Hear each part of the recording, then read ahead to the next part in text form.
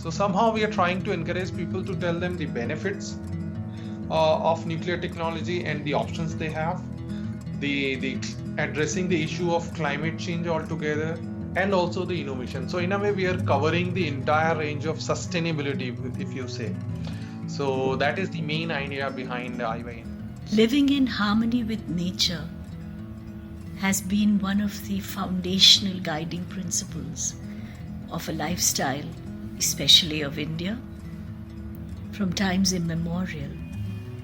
Yes, industrialization, which is also a necessary evil, has had its impact.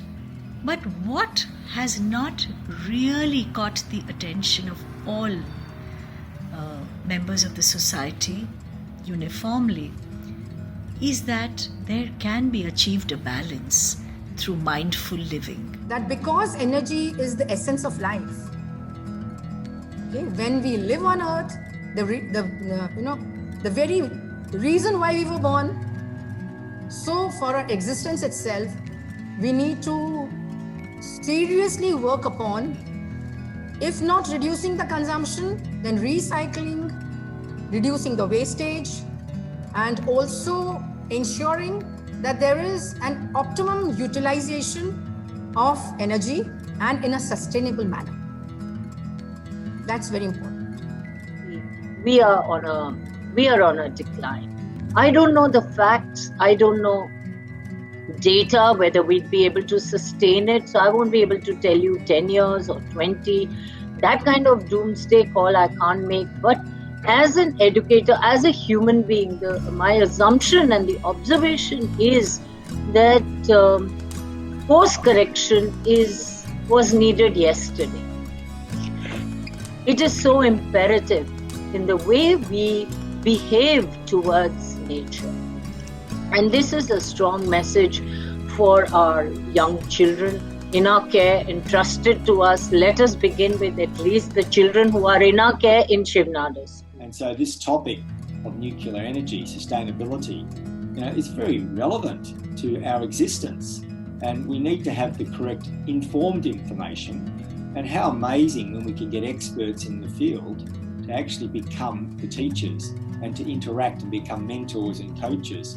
So I think the whole platform needs changing from a school mindset where you used to go to school, get content just given to you, not even challenged the content, and all you were expected to do was perform in an exam.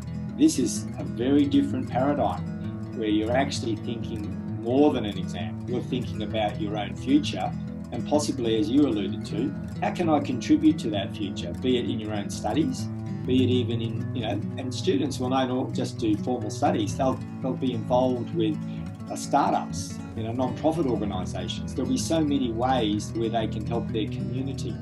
So I think this is where schools need to change, and I think this whole boot camp on this particular topic is just a fantastic example to show the world how it could be done.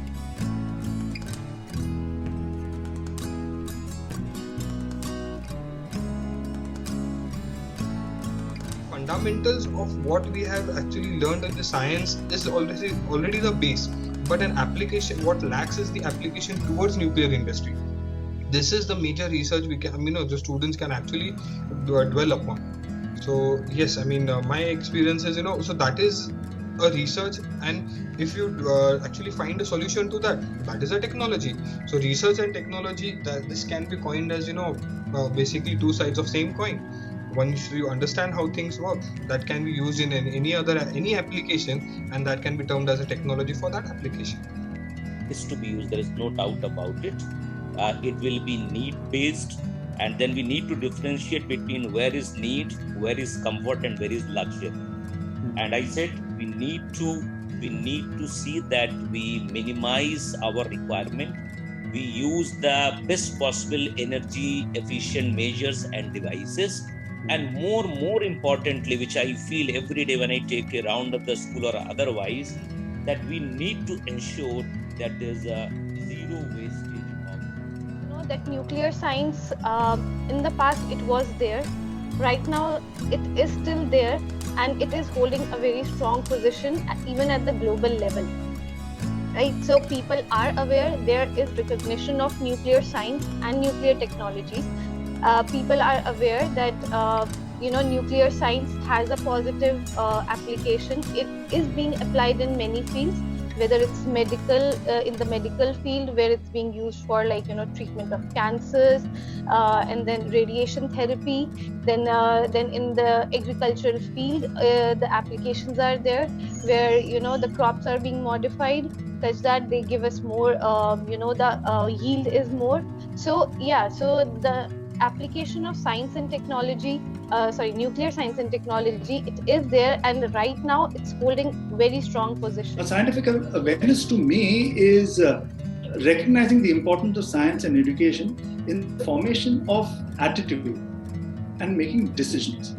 Now, this is where scientific awareness for me comes in education.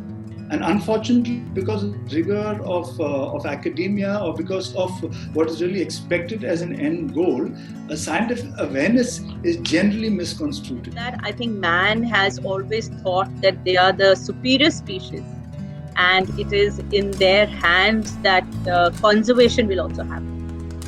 And this present COVID-19 has shown us how nature just locked us up in our houses for 15 days, and the earth was greener, the birds were happier. We need to, start thinking of it, but we need to look at nature also for solutions, because at school we talk a lot about ecosophy. Ecosophy means it's the wisdom of Mother Earth. We shouldn't be thinking that we are at the top of the food chain or top of the species where intelligence is concerned. We need to move out of nature's way. We need to find solutions from nature. We need to find solutions which are going to conserve our biodiversity and not ruin it, because like Gandhiji has said, the earth has enough of every man's need but not enough for every man's greed.